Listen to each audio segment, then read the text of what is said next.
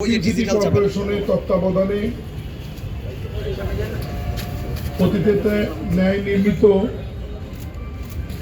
এই জাতীয় ঈদগাহ ময়দানে উপস্থিত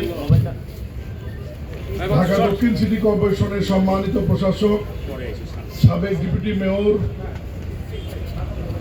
বিএনপির প্রবীণ নেতা বীর মুক্তিযোদ্ধা আব্দুল সালাম, উপস্থিত ডিএমপির সম্মানিত কমিশনার জনাব মোসলেউদ্দিন, ঢাকা বিভাগীয় কমিশনার, সিটি কর্পোরেশন, ডিএমপি এবং বিভাগীয় কমিশনার অফিসের সম্মানিত কর্মকর্তাবৃন্দ, শ্রদ্ধেয় সাংবাদিক ভাইরা, ক্যামেরা পার্সন এবং অন্যান্য যারা উপস্থিত আছেন এবং সম্মানিত ঢাকা নগরবাসী, আসসালামু আলাইকুম রহমতুল্লাহ। পবিত্র ঈদ উল আজহা জাতীয় ঈদগাহ ময়দানে ঈদের জামাত অনুষ্ঠিত হবে সকাল 7:30 ইতিমধ্যেই ঈদগাহ ময়দানের সকল প্রস্তুতি সম্পন্ন হয়েছে। মহামান্য রাষ্ট্রপতি এবং গণপ্রজাতন্ত্রী বাংলাদেশ সরকারের মাননীয় প্রধানমন্ত্রী জনাব তারেক রহমান এই জাতীয় ঈদগাহ ময়দানে পবিত্র ঈদের নামাজে অংশগ্রহণ করবেন। এই ঈদগাহ ময়দানে পুরুষ এবং মহিলা সহ মোট 35,000 মুসল্লিদের বসার ব্যবস্থা করা হয়েছে এবং মহিলাদের আলাদা ওযু এবং বসার ব্যবস্থা সম্পূর্ণ আলাদা রয়েছে। আমি ঢাকা নগরবাসীকে অনুরোধ করব, জাতীয় ঈদগাহ ময়দানে যারা নামাজ আদায় করতে চান তাদের কমপক্ষে নিরাপত্তার স্বার্থে, বাকিটি ডিএমপি কমিশনার বলবে, অনেক পূর্বেই ঈদগাহ ময়দানে প্রবেশ করতে হবে। আমি আপনাদের মাধ্যমে ঢাকা নগরবাসী সহ দেশবাসীকে পবিত্র ঈদ উল আজহার অগ্রিম শুভেচ্ছা এবং ঈদ মোবারক জানিয়ে আপাতত শেষ করছি। এখন প্রশাসক মহোদয় একটু বলবেন, এরপরে ডিএমপি কমিশনার বলবেন। সবাইকে ধন্যবাদ। আসসালামু আলাইকুম।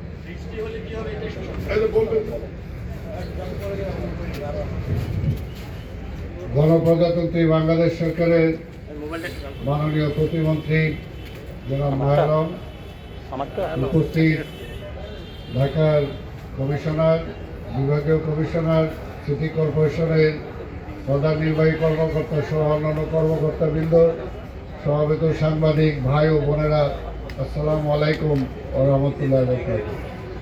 আপনারা মাননীয় মন্ত্রীর মুখে শুনেছেন যে বেলা সকাল 7:30 ঈদের জামাত অনুষ্ঠিত হবে। এখানে সম্পূর্ণ যা প্রিপারেশন রাখার আমরা রেখেছি। এখানে আসন্ন পবিত্র ঈদ উল আজহা 2026 উপলক্ষে ঢাকা দক্ষিণ সিটি কর্পোরেশনের নগরবাসীর জন্য একটি পরিচ্ছন্ন ও আনন্দময় ঈদ উদযাপন নিশ্চিত করতে সমন্বিত কর্ম পরিকল্পনা গ্রহণ করা হয়েছে। আজ আমি জাতীয় ঈদগাহ ময়দানে ঈদের প্রধান জামাতের প্রস্তুতি এবং ঢাকা সিটি কর্পোরেশনের কোরবানির বর্জ্য ব্যবস্থাপনা সম্পর্কে এর আগে আমি বলেছি, আজকে আর ডিটেলস বলতে চাই না। আপনারা জানেন যে আমরা ঈদের জামাত 7:30 হওয়ার পরে আমরা আশা করি যে ঢাকা শহরে যে কোরবানি হবে সেই কোরবানিগুলো 3 দিন ব্যাপী হবে এবং 3 দিনে এই সমস্ত বর্জ্য পরিষ্কার করার জন্য আমরা আশা করি যে সম্পূর্ণভাবে আমরা প্রস্তুত আছি। আপনাদের মাধ্যমে ঢাকা নগরবাসীকে শুধু এটুকুই বলবো, যত্রতত্র যাতে তারা কোরবানি না দেন, নির্ধারিত স্থানে যাতে তারা কোরবানি দেন। এবং আমরা নগরবাসীকে 1 লক্ষের উপরে আমরা চট ব্যাগ সাপ্লাই দিয়েছি। আমরা আশা করব সেই চট ব্যাগের মধ্যে তারা বর্জ্যগুলো ফেলবেন, কোনো অবস্থাতেই কোনো ড্রেনের মধ্যে যাতে তারা বর্জ্য না ফেলে, এই বিষয়টা আমরা খুবই বারবার জরুরিভাবে দৃষ্টি আকর্ষণ করেছি। কারণ বৃষ্টি হচ্ছে, বর্ষা চলছে, এই মুহূর্তে যদি ড্রেনগুলো বন্ধ হয়ে যায় তাহলে পানি উঠছে রাস্তায় চলে আসবে। এই ব্যাপারে একটু সচেতন থাকার জন্য আমরা অনুরোধ করেছি। আমরা নগরবাসীকে সেভলন সাপ্লাই দিয়েছি, আমরা ব্লিচিং পাউডার সাপ্লাই দিয়েছি। আমরা অনুরোধ করব আপনার কোরবানি জায়গা সম্পূর্ণভাবে ধৌত করে সেখানে ব্লিচিং পাউডার এবং সেভলন আপনারা ব্যবহার করবেন। এবং আমাদের পরিচ্ছন্ন কর্মী যারা আছে তাদের সহযোগিতা করবেন। আপনারা জানেন যে সিটি কর্পোরেশনের কর্মকর্তা কর্মচারীর সকল সহ ঈদের ছুটি তাদের বাতিল করা হয়েছে। এই ঈদের মধ্যে তারা আপনাদের সেবায় নিয়োজিত থাকবে। আপনারা যাতে সবাইকে সহযোগিতা করেন সেটাই আমি আশা করব। আর ঈদের জামাতের ব্যাপারে পুরো পরিষ্কারভাবে মাননীয় মন্ত্রী বলেছেন, সেই ব্যাপারে আমি বলবো যে সকাল সকাল আপনারা এখানে ঈদের জামাতে অংশগ্রহণ করবেন। বাকি শৃঙ্খলার ব্যাপারে আমাদের পুলিশ কমিশনার সাহেব আপনাদের সামনে বলবেন।